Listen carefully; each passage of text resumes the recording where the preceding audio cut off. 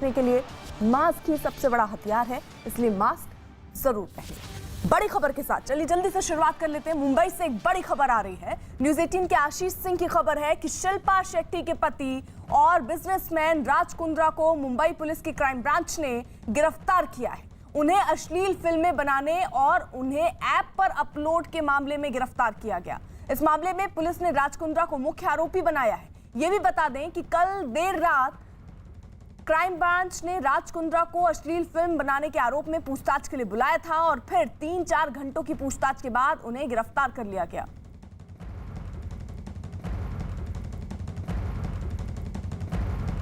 और इसी के साथ साथ एक और जानकारी मिल रही है कि एक और आरोपी जिसका नाम रायन जॉन थाट बताया जा रहा है, उसको भी गिरफ्तार किया गया है। यानी अब कड़ियां जोड़ने की कोशिश भी हो रही है। पारस दामा हमारे साथ हमारे सहयोगी इस वक्त जुड़ चुके अपडेट के साथ। पारस, एक और गिरफ्तारी हुई है? जी अर्पिता, इस पूरे मामले में एक और गिरफ्तारी हुई है। मुंबई क्राइम ब्रांच ने एक और बड़े व्यक्ति को गिरफ्तार किया है जिसका नाम रायन जॉन थाट है। ये पूरा मामला जो है वो फरवरी महीने में शुरू हुआ था, जब मुंबई पुलिस ने एक बहुत बड़ा कैंडिडेट अश्लील फिल्म बनाने वाले एक सिंडिकेट का पर्दाफाश किया था। उसके बाद कुछ एक्ट्रेस भी जो है उसमें पकड़ी गई थी, गहना वशिष्ठ। उसके बाद राज कुंद्रा का नाम इसमें सामने आया था। कल बीती रात 9-9:30 के आसपास राज कुंद्रा को मुंबई क्राइम ब्रांच बुलाया गया था प्रॉपर पूछताछ के लिए। उसके बाद ये पूरी उनको पूछताछ के बाद उनको गिरफ्तार किया गया और अब कुछ देर पहले जो है इस रायन जॉन थाट नामक एक व्यक्ति को गिरफ्तार किया गया है। मुंबई क्राइम ब्रांच का मानना है कि ये सारी कड़ियां जो हैं वो इसके साथ जुड़ सकती हैं। इसी की वजह से इसी पूरे मामले में इसका भी होने का पूरी तरीके से शक जताया जा रहा है। इसके लिए इनको भी गिरफ्तार किया गया है। ठीक है पारस, आगे की कड़ियां जो है। हाँ ठीक है, आप रहिए, जरा नजर बनाए रखिए। एक और बड़ी खबर मुंबई से ही आ रही। न्यूज़ 18 के आशीष सिंह की खबर है कि शिल्पा शेट्टी के पति और बिजनेसमैन राज कुंद्रा को मुंबई पुलिस की क्राइम ब्रांच ने गिरफ्तार कर लिया। उन्हें अश्लील फिल्में बनाने और उन्हें ऐप पर अपलोड के आरोप में गिरफ्तार किया गया। इस मामले में पुलिस ने राज कुंद्रा को मुख्य आरोपी बनाया है। यह भी बताया गया कि देर शाम क्राइम ब्रांच ने राज कुंद्रा को अश्लील फिल्म बनाने के आरोप में पूछताछ के लिए बुलाया और 3 से 4 घंटों की पूछताछ हुई, जिसके बाद उन्हें गिरफ्तार कर लिया गया। इसी साल फरवरी में पुलिस ने अश्लील फिल्में बनाने और उन्हें ऐप के जरिए रिलीज करने के मामले में केस दर्ज किया था, जिसमें राज कुंद्रा का नाम भी सामने आया था। इस मामले में मुंबई पुलिस अब तक 11 लोगों को गिरफ्तार कर चुकी है।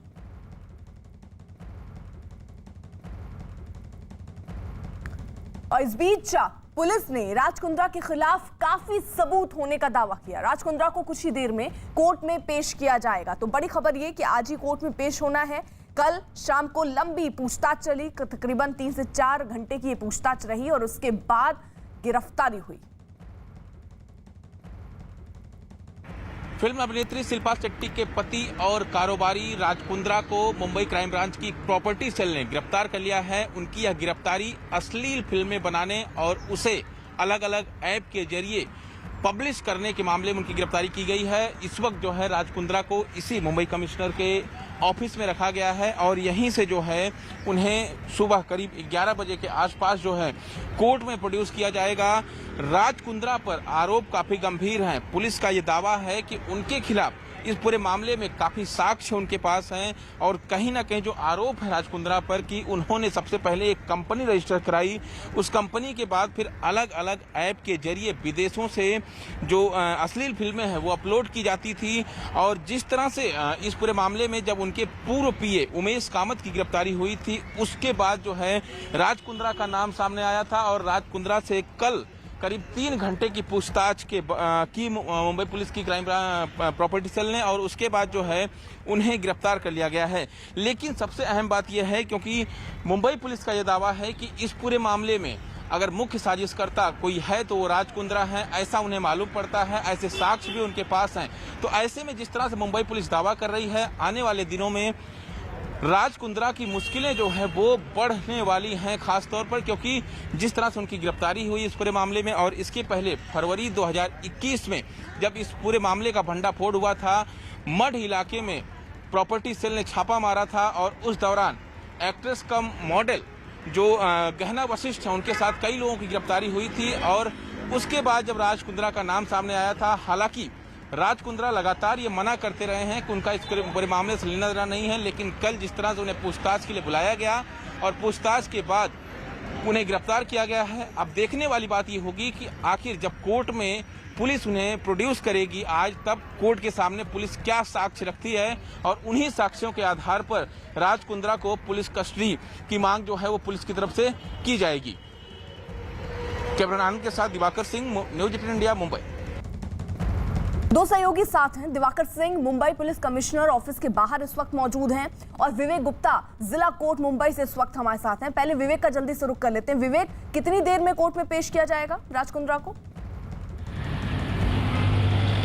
हाँ अर्पिता, देखिए जो समय निर्धारित किया गया है वो 11:30 के 12 के बीच में जो फर्स्ट हाफ होता है कोर्ट का, उस समय राज कुंद्रा को कोर्ट में पेश किया जाएगा। गंभीर धाराओं के तहत मुंबई क्राइम ब्रांच ने राज कुंद्रा को अरेस्ट किया है। जो पोर्नोग्राफी वीडियो है उससे वो कंटेंट को विदेशी पॉर्न साइट पे अपलोड करना और दूसरी सोशल मीडिया पे अपलोड करने का उनके ऊपर आरोप लगाया गया है। आपको बताना चाहेंगे कि फरवरी 2021 में जब ये पूरा मामले का भांडाफोड़ हुआ था तो मुंबई पुलिस ने इस पूरे मामले में एक्टर और मॉडल गहना वशिष्ठ को गिरफ्तार किया था और उस मामले में भी राज कुंद्रा से पूछताछ की गई थी, जिसमें राज कुंद्रा ने बाकायदा एक स्टेटमेंट जारी करके कहा था कि इस पूरे मामले में उनका कोई लेना देना नहीं है। लेकिन जिस तरीके से मुंबई क्राइम ब्रांच की जांच आगे बढ़ी और लोगों की गिरफ्तारी हुई तो कहीं ना कहीं जो तार थे वो जुड़ते चले गए और फाइनली जब राज कुंद्रा को कल तकरीबन रात 8 बजे मुंबई क्राइम ब्रांच में पूछताछ के लिए बुलाया गया, 2.5 से 3 घंटे तक उनके साथ लंबी पूछताछ की गई और पौने 11 रात के 11 बजे के आसपास उन्हें आधिकारिक रूप से गिरफ्तार दिखाया गया है और 12:30 बजे उनका मेडिकल टेस्ट कराया गया। जो एक प्रोसीजर, एक नॉर्मल प्रोसीजर होता है कि जब भी कोई आरोपी गिरफ्तार होता है तो उसका मेडिकल एग्जामिनेशन होता है। मेडिकल टेस्ट कराने के बाद उन्हें वापस मुंबई पुलिस हेडक्वार्टर में रखा गया है और आज सुबह 11:30 के 12 के बीच में मुंबई के जो किला कोर्ट है, जो क्राइम ब्रांच का जो कोर्ट है, वहाँ पर उन्हें पेश किया जाएगा और क्राइम ब्रांच के अधिकारी पूरी कोशिश करेंगे कि ज़्यादा से ज़्यादा पुलिस कस्टडी राज कुंद्रा की मिल सके, ताकि जो पूरा पोर्नोग्राफी कंटेंट का जो पूरा गैंग चल रहा है उसमें और कौन कौन लोग इन्वॉल्व हैं और कितने साथी हैं और कितने लोग इसमें पूरे जो गैंग चल रहा है उसमें उनकी गिरफ्तारी, उनके सबूत इकट्ठा करने की क्राइम ब्रांच कोशिश करेगा। अर्पिता, आपको बताना चाहेंगे कि राज कुंद्रा और विवाद कोई नया नहीं है। इससे पहले भी राज कुंद्रा कई विवादों में घिर चुके हैं। इकबाल मिर्ची, अंडरवर्ल्ड डॉन इकबाल मिर्ची जो लंदन में रहते थे, उनकी मौत हो चुकी है। उनकी जो प्रॉपर्टी थी मुंबई में, उस पूरे मामले में भी ईडी ने राज कुंद्रा को पूछताछ की थी और कई बार उन्हें बुलाया गया है और उसमें भी उनका रोल होने के शक के आधार पर ईडी ने पूछताछ की थी। उसके बाद थाने में एक फर्जी कंपनी बनाई गई थी और फर्जी कंपनी में ये बताया गया था कि आप इसमें इन्वेस्ट कीजिए, उसका 2 गुना 3 गुना पैसा आपको मिलेगा। उस मामले में भी थाने पुलिस ने राज कुंद्रा से पूछताछ की थी और कई ऐसे मामले हैं, कुल मिला के 5 ऐसे विवाद है जिसमें राज कुंद्रा को पुलिस के रडार पर आना पड़ा, सेंट्रल एजेंसीज के रडार पर आना पड़ा, उनके सामने पेश होना पड़ा, उनके सामने स्टेटमेंट देना पड़ा। लेकिन ये जो मामला है पोर्नोग्राफी से जुड़ा हुआ है और फाइनली मुंबई पुलिस ने इस पूरे मामले में राज कुंद्रा को गिरफ्तार कर लिया है। एक और आरोपी की गिरफ्तारी हुई है नेरुल से, उन्हें भी आज कोर्ट में पेश किया जाएगा। तो बड़ी गिरफ्तारी मानी जा रही है और कोशिश की जा रही है मुंबई क्राइम ब्रांच की, इसमें जब कोर्ट में पेश किया जाएगा तो ज़्यादा से ज़्यादा रिमांड मांगने की कोशिश की जाएगी कोर्ट के सामने। ठीक है, दिवाकर भी हमारे साथ है। देखिए, मुंबई क्राइम ब्रांच ने फरवरी 2021 में ये पूरा केस दर्ज किया, तब से लगाकर अब तक दिवाकर कितनी गिरफ्तारियां हो चुकी हैं?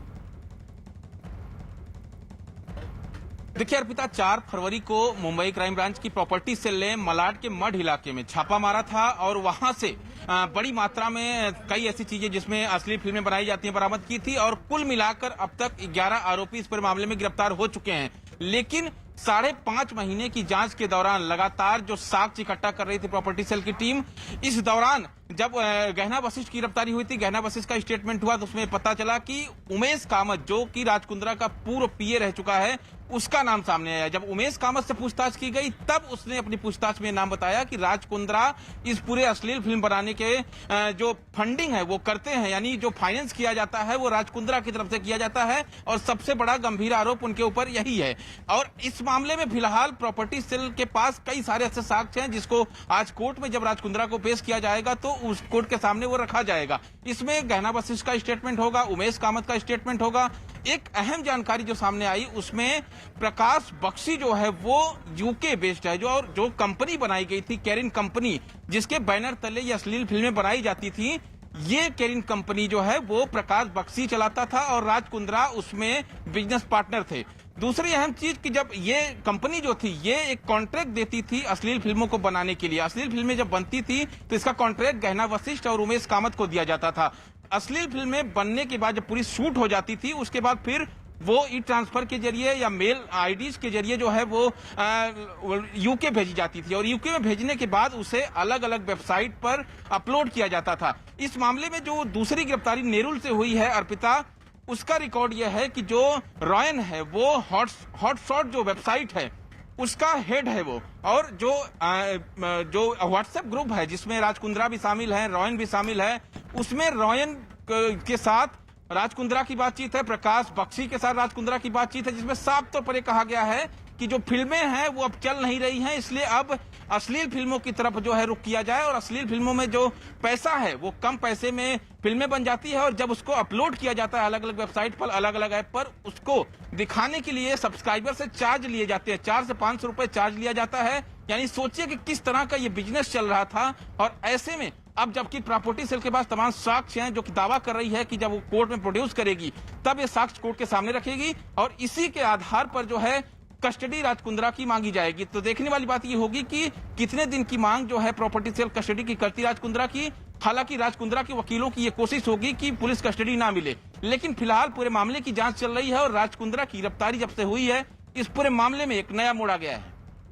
ठीक है, विवेक भी हमारे साथ मौजूद है। विवेक, जरा बताइए किन किन धाराओं में केस दर्ज हुआ है राज कुंद्रा पर? इससे पहले भी उनसे जुड़े कई केसेस सामने आए, जरा उसके बारे में भी बताइएगा। और कितने दिन के रिमांड पर मांग सकती है टीम क्राइम ब्रांच?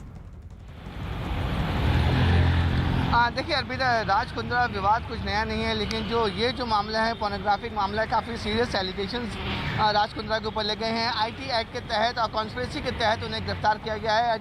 बड़ी धाराएं लगाई गई हैं जिनमें उन्हें बेल मिलना काफ़ी मुश्किल लग रहा है। हालांकि उनकी जो वकील है दावा कर रहे हैं कि वो बेल अप्लाई करेंगे, लेकिन मुंबई क्राइम ब्रांच के अधिकारी दावा कर रहे हैं कि उनके पास पर्याप्त सबूत और ऐसे सबूत मिले हैं जो कहीं ना कहीं ये इंडिकेशन दे रहे हैं कि राज कुंद्रा जो पोर्नोग्राफिक पूरा गैंग चला था, राज कुंद्रा उसके मास्टरमाइंड हैं, वही उन्हीं के इशारे पे ही और उन्हीं के पैसे के बलबूते पे ही पूरा जो फोटोग्राफी का जो गैंग है वो चल रहा था। और किस तरीके से मोडस चल रहा था वो मैं आपको बताना चाहूँगा कि जो मूवीज़ थी, जो फोटोग्राफिक वीडियोस थे, वो मुंबई के आउटस्कर्ट इलाके जो मड इलाका है वहाँ के किसी रिसोर्ट या प्राइवेट रिसोर्ट्स में ये वीडियो शूट होते थे। वीडियो शूट होने के बाद बाकायदा जो वीडियो वो अपलोड करके यूके भेजे जाते थे। यूके में जो वेबसाइट होती थी, जो ऑथराइज वेबसाइट होती थी, उनसे वो परचेज करके पोर्नोग्राफी वीडियो या जो pornography social media OTT platform होते हैं वहाँ पे अपलोड किए जाते थे। तो बाकायदा ये पूरा चेन बना हुआ था। इसी चेन की एक एक कड़ी को मुंबई क्राइम ब्रांच ने पहले जोड़ा। इसलिए जब इसी साल फरवरी में जब पुलिस ने गिरफ्तार किया था तो गहना वशिष्ठ जो मॉडल भी हैं उन्हें गिरफ्तार किया गया था और उनकी गिरफ्तारी के आधार पर उन्हीं के बयान पर बाकी लोग को भी गिरफ्तार किया गया, जिनमें राज कुंद्रा के जो पूर्व पीए हैं उन्हें भी पूछताछ के लिए बुलाया गया था। पूर्व पीए ने ही खुलासा किया था कि जो कुछ भी हो रहा है वो राज कुंद्रा के इशारे पे ही हो रहा है। फिर धीरे धीरे जब एविडेंस इकट्ठा शुरू हुए तो मुंबई क्राइम ब्रांच ने तकरीबन 3 से 4 महीने तक सबूतों को इकट्ठा किया। सबूत इकट्ठा करने के बाद ही जब पुख्ता सबूत राज कुंद्रा के खिलाफ मिले, उसके बाद मुंबई क्राइम ब्रांच ने बाकायदा राज कुंद्रा को कल 8 बजे समन करके पूछताछ के लिए बुलाया था। राज कुंद्रा 8 बजे मुंबई क्राइम ब्रांच पहुंचे भी। 3 घंटे उनसे लगातार पूछताछ हुई और रात के 11 बजे के आसपास उन्हें आधिकारिक रूप से गिरफ्तार कर लिया गया। ये पहला मामला नहीं है कि राज कुंद्रा मुसीबत में पड़े हो। इससे पहले भी 3 से 4 ऐसे मामले हैं जिसमें राज कुंद्रा मुंबई पुलिस, थाने पुलिस और सेंट्रल एजेंसी ED के रडार पर आ चुके हैं।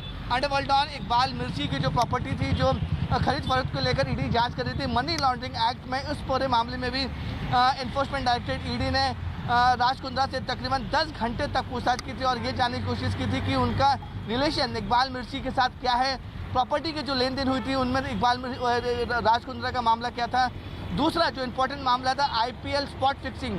IPL स्पॉट फिक्सिंग में भी राज कुंद्रा का नाम आया था। उनके ऊपर बैन भी लगा था। राज कुंद्रा ने बोला भी था कि वो स्पॉट फिक्सिंग में इन्वॉल्व भी हैं, जिसके बाद उन्हें बाकायदा दिल्ली पुलिस के सामने स्टेटमेंट देना पड़ा। तो ये बड़ा मामला था IPL स्पॉट फिक्सिंग। तीसरा मामला था कि जब मॉडल एक पूनम पांडे, उन्होंने लिखित कंप्लेन मुंबई पुलिस को दी थी और कहा था कि कंपनी बनाई गई थी, उनमें रेवेन्यू को लेकर पैसे उन्होंने नहीं दिए थे, उन्होंने FIR दर्ज करने की मांग भी की थी। हालांकि इस पूरे मामले में मुंबई क्राइम ब्रांच ने मामला दर्ज नहीं किया था। चौथा मामला थाने में है, जब थाने में ये आरोप लगाए गए थे कि एक फर्जी कंपनी बनाई गई है और फर्जी कंपनी के आधार पर लोगों का पैसा डबल कर दिया जाएगा। इस मामले में भी राज कुंद्रा से थाने पुलिस ने कई घंटों तक पूछताछ की। पूछताछ करने के बाद उसे छोड़ दिया। ये जो 5वां मामला पोर्नोग्राफिक का कंटेंट अपलोड करना, तो अपने आप में ये बड़ी धाराएं हैं, संगीन धाराओं के तहत उन्हें गिरफ्तार किया गया है। तो ऐसा नहीं कि राज कुंद्रा पहली बार विवादों में गिरे हो। राज कुंद्रा इससे पहले भी विवादों में घिर चुके हैं। पुलिस और सेंट्रल एजेंसी ED के रडार पर राज कुंद्रा आ चुके हैं। अर्पिता, दिवाकर, कुछ अलग अलग ऐप में बताया जा रहा है कि अश्लील वीडियो डाले जाते थे, वो ऐप कहां से संबंधित बताए जा रहे हैं? क्या उन पर भी कोई कार्रवाई होने वाली है? देखिए अर्पिता, जो केरिन कंपनी है उसका रजिस्ट्रेशन लंदन में यानी यूके में कराया गया था। इस चालाकी के कि महाराष्ट्र अगर भारत में कराया जाएगा तो साइबर लॉ उन्हें फेस करना पड़ेगा और साइबर लॉ से बचने के लिए ही यूके में इसका रजिस्ट्रेशन कराया गया था ताकि कोई भी जानकारी यहां ना मिल सके। लेकिन इस पूरी कंपनी को जो प्रकाश बख्शी है, जो कि राज कुंद्रा का रिश्तेदार बताया जा रहा है, वही चला रहा था और इसमें राज कुंद्रा उसके बिजनेस पार्टनर थे। लेकिन जिन ऐप पर जो है ये फिल्में अपलोड की जाती थी उसमें जैसे कि हॉटशॉट, जैसे मैंने कहा कि जिस रेयान नामक शख्स को गिरफ्तार किया गया है वो इसका हेड है और उससे लगातार व्हाट्सएप ग्रुप के जरिए राज कुंद्रा की प्रकाश बख्शी की बातचीत हो रही थी। व्हाट्सएप चैट जो सामने आई है उसमें साफ तौर पर दिख रहा है कि राज कुंद्रा ये कहते हुए दिख रहे हैं कि जो फिल्में हैं, जो सिनेमा हॉल में फिल्में लगती हैं, उसका रेवेन्यू लगातार गिर रहा है। तो ऐसे में हमें कोई दूसरा रास्ता अपनाना होगा और उस पे बाद प्रकाश मिस्त्री और रेयान की बात होती है और उस पे फिर राज कुंद्रा जो है वो फाइनेंस करने की बात कहते हैं। दूसरी अहम चीज इस पूरे मामले में यह है कि राज कुंद्रा की जो गिरफ्तारी है ये 5.5 महीने की जांच के बाद हुई है, यानी तमाम साक्ष्य जब प्रॉपर्टी सेल ने जो है वो इकट्ठा कर लिए, उसके बाद राज कुंद्रा को कल रात 8 बजे के आसपास इसी क्राइम ब्रांच के दफ्तर में बुलाया गया और फिर 2-3 घंटों की पूछताछ के बाद जो है टोकरियों में आपको इस बीच देखिए एक बड़ी खबर आ रही है बीजेपी से जुड़ी हुई। दिल्ली में बीजेपी संसदीय दल की बैठक जारी है, प्रधानमंत्री नरेंद्र मोदी भी बैठक में शामिल है। तो बड़ी खबर इस वक्त आ रही है, आपको बता दें दिल्ली से जुड़ी ये बड़ी खबर, बीजेपी संसदीय दल की बैठक हो रही है और संसद भवन में ये बीजेपी संसदीय दल की बैठक हो रही है। प्रधानमंत्री नरेंद्र मोदी भी इस बैठक में शामिल है। तो बड़ी खबर इस वक्त दिल्ली से जुड़ी हुई, संसदीय दल की बैठक ये अभी जारी है, प्रधानमंत्री नरेंद्र मोदी भी इसमें शामिल हुए हैं, ये भी बड़ी खबर है। विक्रांत हमारे सहयोगी जुड़ चुके हैं अपडेट के साथ। विक्रांत, देखिए, संसद सत्र के दौरान बीजेपी की हर मंगलवार को संसदीय दल की बैठक होती है। मानसून सत्र कल से शुरू हुआ है, तो इस सत्र की ये पहली बैठक है और इस बैठक का उद्देश्य यही होता है कि संसद सत्र के दौरान पार्टी की कार्य योजनाओं पर पार्टी के वरिष्ठ नेताओं का मार्गदर्शन बाकी सांसदों को मिल सके। आज की बैठक इसलिए महत्वपूर्ण है क्योंकि तमाम ऐसे मुद्दे हैं जिस पर विपक्ष सरकार को घेरने की कोशिश कर रहा है, तो उन मुद्दों पर सरकार का क्या रुख रहेगा, किस तरीके से विपक्ष के सवालों का जवाब देना है, इन सब के बारे में पार्टी के वरिष्ठ नेता पार्टी के सांसदों का मार्गदर्शन करेंगे। और आमतौर पर इस बैठक को प्रधानमंत्री नरेंद्र मोदी भी संबोधित करते हैं। तो इस सत्र की इस पहली बैठक में प्रधानमंत्री अपने सांसदों को क्या मंत्र देते हैं, इस पर भी हमारी निगाहें रहेंगी। शुक्रिया।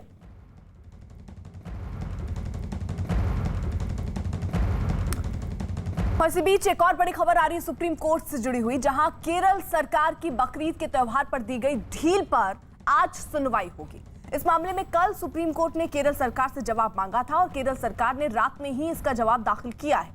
केरल सरकार ने अपने फैसले पर व्यापारियों की आर्थिक परेशानी और उनके विरोध की दलील दी थी। केरल सरकार ने बकरीद से पहले 18, 19 और 20 जुलाई को खरीदारी के लिए बाजार खोलने पर छूट दी थी, लेकिन कोरोना के बढ़ते खतरे और तीसरी लहर की आशंका के बीच केरल सरकार के इस फैसले पर सुप्रीम कोर्ट ने सवाल उठाए और आज सुनवाई होनी।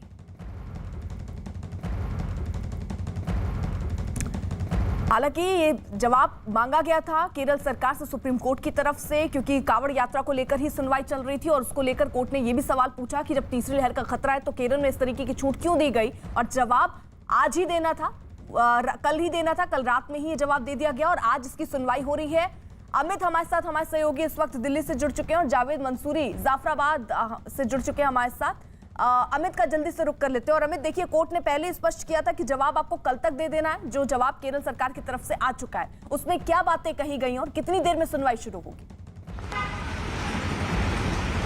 देखिए, अब से थोड़ी देर में सुप्रीम कोर्ट में सुनवाई शुरू होगी और केरल सरकार ने सारी परिस्थितियों का हवाला दिया है कि किन बातों को ध्यान में रखकर बकरीद के त्यौहार को लेकर उनका क्या रुख है। उन्होंने ट्रेडर्स की जो मुश्किल है उसका जिक्र किया है, इसके अलावा लोगों की धार्मिक भावनाओं का भी जिक्र किया है। तो अब ये देखना होगा कि सुप्रीम कोर्ट किस तरीके से इस पूरी के पूरे जो दलील है उसको लेता है और आगे क्या आदेश देता है। लेकिन राजनीतिक हलकों में अर्पिता जो है इसमें ये पूरा मामला जो है गरमाने की पूरी उम्मीद है, क्योंकि जो सांसद हैं, कुछ सांसदों का यही कहना है कि जिस तरीके से बकरीद में छूट मिल रही है, कांवड़ यात्रा को भी छूट मिलनी चाहिए, या तो फिर कांवड़ यात्रा में प्रतिबंध लगा है तो बकरीद में भी प्रतिबंध लगना चाहिए। तो ये ऐसी उनकी मांग है। अब ये देखना है कि सुप्रीम कोर्ट में जो ये अहम सुनवाई चल रही है, अब सुप्रीम कोर्ट किस तरीके से केरल सरकार की इस दलील को लेता है और क्या आदेश सुनाता है। जी बिल्कुल, यानी जावेद देखिए, जो दलील दी गई केरल सरकार की तरफ से वो ये कि जो व्यापारी हैं उनसे उनका नुकसान हो रहा है, उन्होंने अपील की होगी सरकार से, जाहिर तौर पर इसलिए ये फैसला लिया गया। और सरकार ये भी कह रही है कि नुकसान मार्केट वालों को होगी, व्यापारियों को होगी, इसलिए ये फैसला लिया गया, और विरोध भी लोग कर सकते हैं, इसलिए ये फैसला लिया गया। आप जहां पर है वहां पर जरा बात कीजिएगा लोगों से, इसी तरीके का डर क्या दिल्ली में भी है? देखिए, दिल्ली की अगर हम बात करें तो दिल्ली में इस तरह की तस्वीरें दिखाई देती हैं जो दिल्ली में अलग अलग जगहों पर बकरा मंडी नज़र आती हैं। कल भी हम इसी जगह पर मौजूद थे, जाफराबाद पर। यहाँ की हमने तस्वीरें दिखाई थी किस तरह से यहाँ पर जो बकरों की ख़रीद फरोख्त यहाँ पर इस जगह पर होती है। तो यहाँ पर कुछ लोगों ने कहा था कि नियमों के साथ यहाँ छूट दी जाए, लेकिन कल हमने देखा कि पुलिस यहाँ पर नहीं पहुँची थी। लेकिन इस तरह की तस्वीरें दिखती हैं कि लोग बिना मास्क के यहाँ पर नज़र आते हैं। यहाँ से जो विक्रेता हैं वो यहाँ पर पहुँचते हैं अपना माल लेकर। ये बताइए कि कहाँ से आए आप? अलीगढ़ से आए। अलीगढ़ से अपना माल बेचने के लिए। आपने मास्क नहीं लगाया हुआ था, अब मास्क लगाया क्या? देखिए, मास्क लगा लिया। अच्छा, तो क्या दिक्कतें आ रही हैं यहाँ को? वो ऐसा पुलिस भगा रही है भाई। हाँ। हम लोगों को परेशान कर रही है, भगा रही है, लाठी मार कर रही है। अच्छा, तो यहाँ पर पुलिस कह रही है कि अलाउड नहीं है, उसके बावजूद भी आप यहाँ पे- नहीं, ऐसा कुछ नहीं, ऐसा है। हाँ। ऐसा ईद का टाइम है भाई, तो 2 दिन लगन, 2 दिन में अपने घर चलाएंगे लोग। अच्छा, देखिए, इनका परेशान कहना है कि करते 2 दिन का त्यौहार है, लेकिन यहाँ पर आपके पास मास्क नहीं है। देखिए, बताइए। भाई सब लगा हुआ है मास्क, आ गया। ये लगा लिया, ये कैमरा देख के लगा लिया, लेकिन दिक्कत हो जाए। नहीं, मास्क कहाँ है? मैं आपको बताऊं कि इसी तरह की आशंका और खतरे के बीच लगातार सुप्रीम कोर्ट में भी इसी बात का हवाला केरल सरकार के संदर्भ में दिया गया था कि वहाँ इस तरह की छूट दी गई थी। लेकिन ऐसी तस्वीरें दिल्ली में भी नज़र आ रही हैं। यहाँ पर भी एक जो खतरा है कोरोना का वो लगातार बरकरार है। लेकिन यहाँ जो काम करने वाले हैं उनका कहना है कि 2 दिन का त्यौहार है, काम की वजह से वो यहाँ पर लगा रहे हैं, लेकिन पुलिस यहाँ पर लगाने नहीं देती है। पुलिस का कहना है कि यहाँ पर अनुमति नहीं है, उसके बावजूद भी यहाँ पर ये मंडी लग रही है। जी ठीक है अमित, कितनी देर में सुनवाई शुरू होगी, कोई अपडेट उसको लेकर? और केरल सरकार ने तो देखिए अपना पक्ष रख दिया है, क्या कोर्ट आज ऐसा कोई फैसला भी कर सकती है जिसमें ये बताया जाए कि हम चाहे दिल्ली हो चाहे अलग अलग जगहों पर देख रहे हैं लोग नियमों का पालन नहीं कर रहे हैं, ऐसे में छूट खतरनाक हो सकती है तीसरी लहर को लेकर, और कोर्ट कहे कि ये छूट नहीं देनी चाहिए? देखिए, अब से थोड़ी देर में सुनवाई शुरू होगी और केरल सरकार ने जो सुप्रीम कोर्ट में बातें कही हैं उसके मुताबिक सारे कोविड प्रोटोकॉल का पालन किया जाएगा, जो नियम हैं वो भी पालन किया जाएगा, ज़्यादा भीड़ नहीं इकट्ठा होने दी जाएगी और इसके अलावा जो भी प्रिकॉशंस हैं वो लिए जाएंगे। तो अदालत इन सारी बातों को सुनेगी और एक चूंकि सुप्रीम कोर्ट के एक आदेश से, एक स्टेटमेंट से पूरे देश की जो व्यवस्था है, जो सारी चीज़ें वो प्रभावित होती है, तो हम ये उम्मीद कर सकते हैं इससे संबंधित कुछ महत्वपूर्ण आदेश सुप्रीम कोर्ट जरूर देगा आज। और जब ये आदेश होगा तो इसका जो व्यापक असर है वो देश भर में होगा कि किस तरीके से बकरीद का जो त्योहार है, पावन पर्व है, उसको मनाना चाहिए और क्या सावधानियां बरतनी चाहिए। ठीक है, आप नजर बनाए रखिए। और इसी बीच एक बड़ी खबर आ रही है मानसूनी आफत से जुड़ी हुई। दिल्ली एनसीआर में आज फिर बारिश हो रही है। कल की बारिश के बाद सड़कों पर जल जमाव और लंबे जाम से लोगों को काफी परेशान रहना पड़ा। राहत की बारिश आफत की बारिश में तब्दील हो गई। आपको आफत की बारिश से जुड़ी ये 6 तस्वीरें दिखा रहे हैं। जम्मू और अमृतसर में भी सुबह से ही बारिश हो रही है। मुंबई समेत पूरे कोंकण के लिए आने वाले 24 घंटों के लिए रेड अलर्ट जारी किया गया। मौसम विभाग ने रेड अलर्ट जारी करते हुए भारी बारिश होने की चेतावनी दी और इसके अलावा मौसम विभाग ने अगले 24 घंटों में उत्तर प्रदेश के कुछ हिस्सों में भारी बारिश होने का अलर्ट जारी किया। साथ ही हिमाचल, उत्तराखंड और जम्मू कश्मीर के लिए भी तेज बारिश की चेतावनी दी गई। तो ये अलग अलग जगहों की तस्वीरें हम आपको दिखा रहे हैं, चाहे मुंबई हो, दिल्ली हो, गुरुग्राम हो, हरियाणा हो, उत्तर प्रदेश हो, स्थितियां सब जगह ऐसी ही हैं। थोड़ी सी बारिश, इन हर जगहों पर आप आफत की बारिश के तौर पर ही इन्हें देख रहे होंगे, क्योंकि भारी बारिश के बाद सड़कों में पानी भर चुका है, पहिए आधे डूबे हुए से नजर आ रहे हैं। क्या अमृतसर, क्या जम्मू, हालात एक जैसे। लगातार बारिश होने से जल भराव की समस्या से हर जगह लोगों को जूझना पड़ रहा है। आफत की बारिश ने देश की आर्थिक राजधानी मुंबई की तस्वीर बिगाड़ दी। मुंबई में भारी बारिश की वजह से अंडरग्राउंड पार्किंग में पानी भर गया, जिसमें महंगी कारें, बाइक्स, ऑटो रिक्शा समेत करीब 400 गाड़ियां डूब गईं। कांदीवली में ठाकुर कॉम्प्लेक्स में इस अंडरग्राउंड पार्किंग को बीएमसी बनवाया था, लेकिन पानी निकलने का सही इंतजाम यहां पर नहीं था, जिसकी वजह से पार्किंग में पानी जमा हो गया। अंडरग्राउंड पार्किंग के हालात तालाब की तरह हो गए, जिसमें गाड़ियां डूबी हुई दिखी। लोगों के इकट्ठा होने के बाद पानी को पार्किंग से बाहर निकाला गया।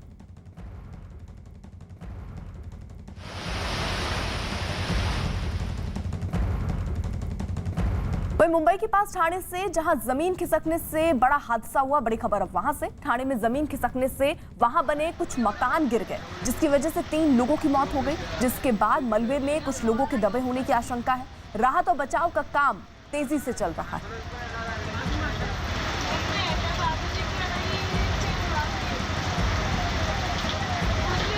ये ठाणे की तस्वीरें हम आपको दिखा रहे हैं, जहां पर देखिए ये जानकारी मिल रही है कि एक मकान जो है वो गिर गया, क्योंकि महाराष्ट्र में कई जगहों से हम ऐसी ही तस्वीरें देखते हैं। थोड़ी सी बारिश के बाद जो जर्जर इमारत होते हैं वो ढह जाते हैं। कुछ ऐसा ही हादसा ठाणे के इस इलाके में हुआ, जहां पर मकान गिरा, जिसकी वजह से 3 लोगों की मौत की खबर आई है। मलबे में कुछ लोगों के दबे होने की भी अभी आशंका है, इसलिए राहत और बचाव का काम युद्ध स्तर पर चल रहा है।